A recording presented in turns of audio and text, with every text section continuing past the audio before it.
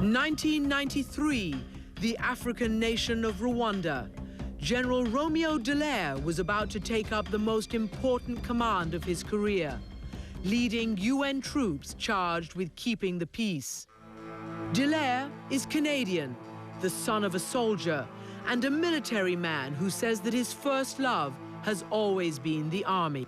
And when you were first told that you were going to head the mission in Rwanda, how did you feel about that? An overwhelming excitement. 1 year later, Romeo Dallaire would leave Rwanda a broken man. His mission a failure, having watched helplessly as more than 800,000 people perished in the genocide. We could have actually saved hundreds of thousands. Nobody was interested. When he arrived in Rwanda, the mission was to monitor a peace agreement between the Hutus and the Tutsis, two warring ethnic groups with a long and bloody rivalry, which was now simmering again.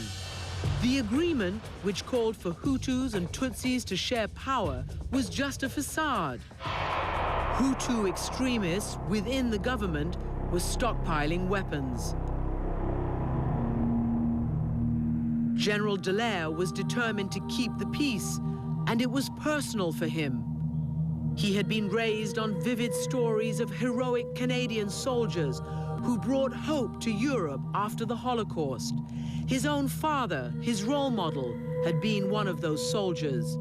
General Dallaire wanted to honor this legacy. What resources did you think you needed? I had estimated about 4,500 troops, and I got authority ultimately for 2,600. Just 2,600 troops, and none from the United States. Its taste for foreign intervention had soured. A few months earlier in Somalia, 24 Pakistani peacekeepers had been murdered. US commandos on the hunt for the killers had their Black Hawk helicopters shot down. 18 US soldiers were killed. Kofi Annan was then head of UN peacekeeping operations. The US troops had been killed and dragged through the streets and humiliated. Americans were anxious to extricate themselves from strife in Africa. And the governments were not prepared to take another risk and go into Rwanda. In January 1994, General Dallaire made a chilling discovery. An informant warned that Hutu government agents were planning for bloodshed, not peace. They were going to conduct an outright slaughter and elimination of the opposition. Did he tell you that he was being ordered to practice, prepare, train for this? Absolutely.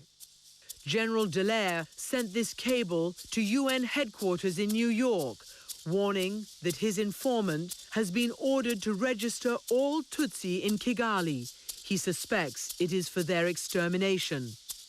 The informant described a major weapons cache which General Dallaire intended to raid. It is our intention to take action within the next 36 hours.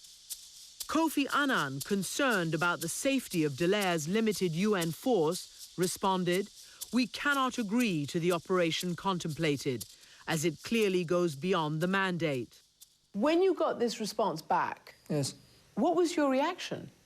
It was, if a commander's ever been taken by surprise, I certainly was taken by surprise. Did you try to change his mind? 5 more faxes of the same nature throughout the rest of January into February, and ultimately, I got authority.